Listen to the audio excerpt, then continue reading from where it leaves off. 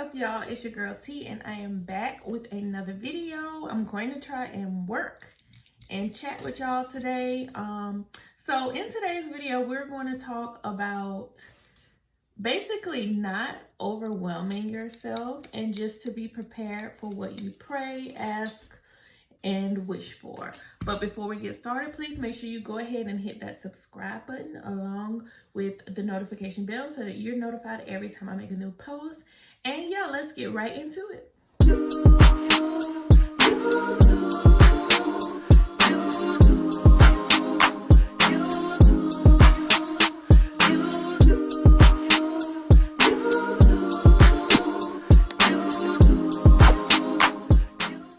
Okay, so I kind of want to make this video because I feel like there's a lot of wig makers, new or even not new in the industry, that I notice on like social media that's like, oh my goodness, I pray that I have a sellout day. I pray that I get this many orders. I have $100,000 years, all of this and that.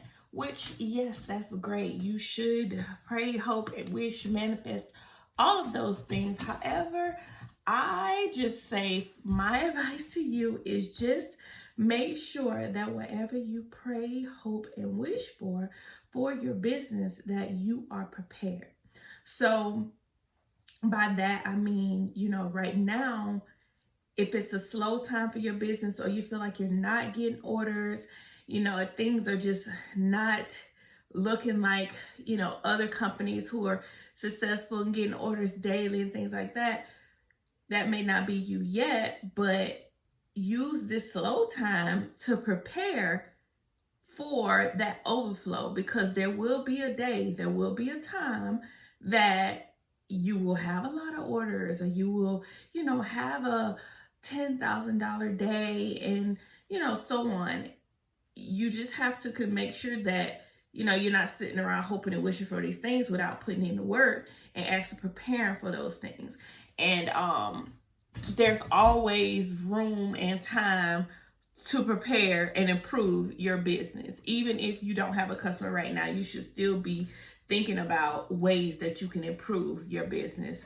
And I say that from personal experience myself. Like, I there was a time where, oh, I wish I had, a sell all these wigs and all of that. And when the day finally came, it was a rejoiceful day. I was so grateful, happy, and humble. But it was also overwhelming as well. I wasn't really prepared for a system on how to, because I do the pre-order system, on how to order that amount of hair for that amount of wigs and things like that. It just took me, a little bit of time to figure out a system that was going to work, so that way I can fulfill such a large number of orders, because I never fulfilled a large number of orders like that before. So that's why it's important to have your policies, to have your systems and stuff in place, because when that day comes, you just want it to be as stress-free as possible. It's not going to be completely stress-free, to be honest, but you just want to eliminate any errors or areas of mistakes or just anything like that. You also don't want to overwhelm yourself as well. Like, it's okay to, stop taking orders after you hit a certain amount of orders for the month or the week. You don't have to say yes to every single order just because, you want to have so many orders. It looks like, you're having this amount of orders, because to be honest, wig making is, I love it. It's my passion. And wig making is it's a gift. It's, it's art, and it's also labor and work, because although we are sitting down using the sewing machine, it's also, it's still a lot of labor using your hands, your back hurt and things like that. And another thing is, like, when you start to take so many orders, if you're like me, like you don't want to get behind, you want to feel like you're constantly fulfilling these orders in a I guess in a reasonable amount of time so that your customers will continue to come back. They'll see that you're shipping fast and all that. However, you don't want to rush your work, but you tend to, or well, I tend to, I would say, I used to tend to stay up late at night. You know, if that was you, you know, link in the comments. Or if that's you now, where you're staying up late at night fulfilling orders and you feel like you're just working from sun up to sundown, just working on wigs. Like wigs, that's your business, being a wig maker or wig artist, but it doesn't have to be your life. And that's one of the things that I learned, you know, over time as being a wig maker is, for one, set limits for myself, because I am a mom, I'm a wife, I'm human, and I need some time to myself. I don't want to ever feel like I'm working so hard that I start to just dread it or not like it, because there is a such thing of that. Like, you can work too much and you can start to not like it, regardless if it's your passion or not. And you don't ever want it to get to that point, which is why it's okay to take some time to yourself. It's okay to set a limit amount of orders per month that you want to take, or per week, and focus on those. And it's okay to put yourself on a schedule so that you're not working 3, 4, 5 o'clock in the morning, getting up again 7 o'clock and doing it all over again. Like, that can become tiring. It really can. I know I did that one time. You know, I had my big sale and I felt like I got to get these orders. I was staying up late all night, and you know, my husband would have to, you know, put my baby down and get him up, and you know, he helped where he could because he knew that I was in here working really, really hard. But once I finished them orders, first of all, I shut my site down and I said I wasn't taking more orders for a little while. But because I had to get myself back together. But not only that, like, I realized at that point, like, T, like, you are not, you know, you're not a Chinese factory worker. You know, you're a business owner, and along with making wigs, we do a whole lot of other stuff as running your own business. I have to keep up with my social media. At that time, I had everything auto postable, so that was working out good.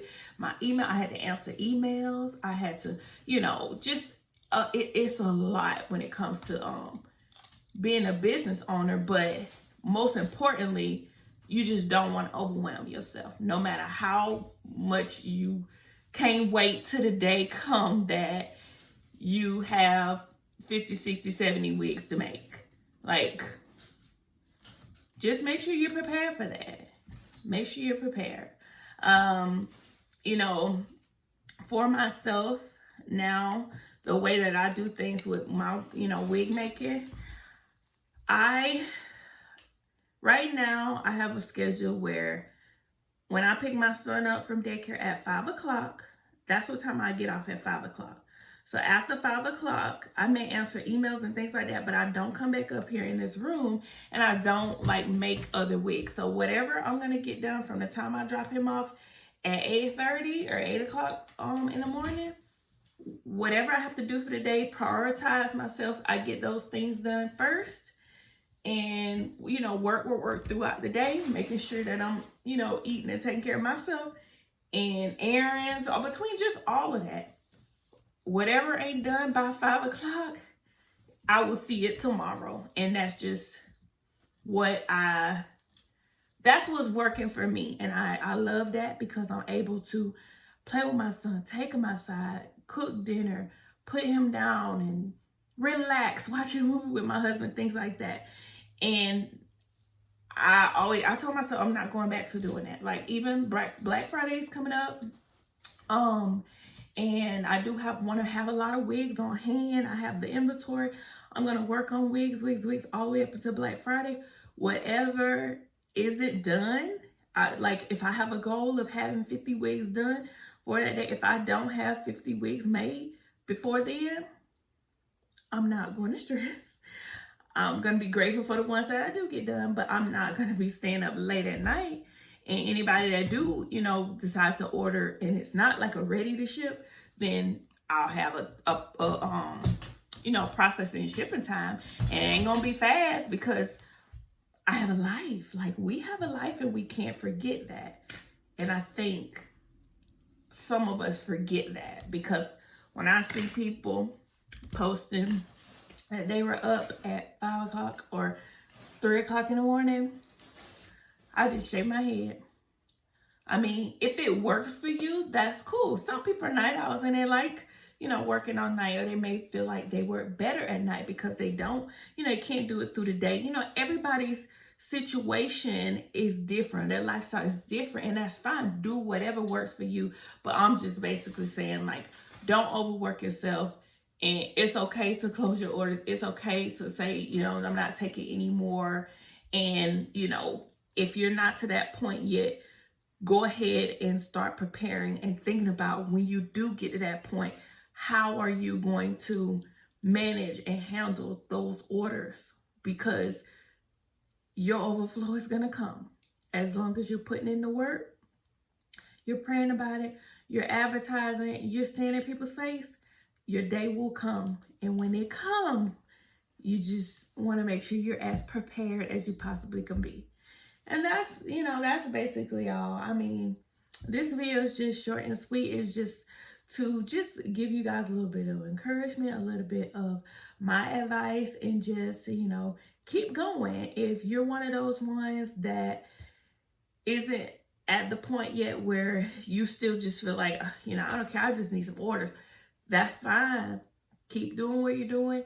Take orders that you are able to take, that you're physically able to take. And yeah, those people who want to shop with you, if your orders are closed, they'll wait. They will wait if they love your work, they see the quality, and they'll come back and shop with you. That's all you gotta know. But yeah, that's all I got for you guys. Anyways, don't forget to give this video a thumbs up, share this video, and I will see you guys in another video. Bye, y'all. Pretty broken.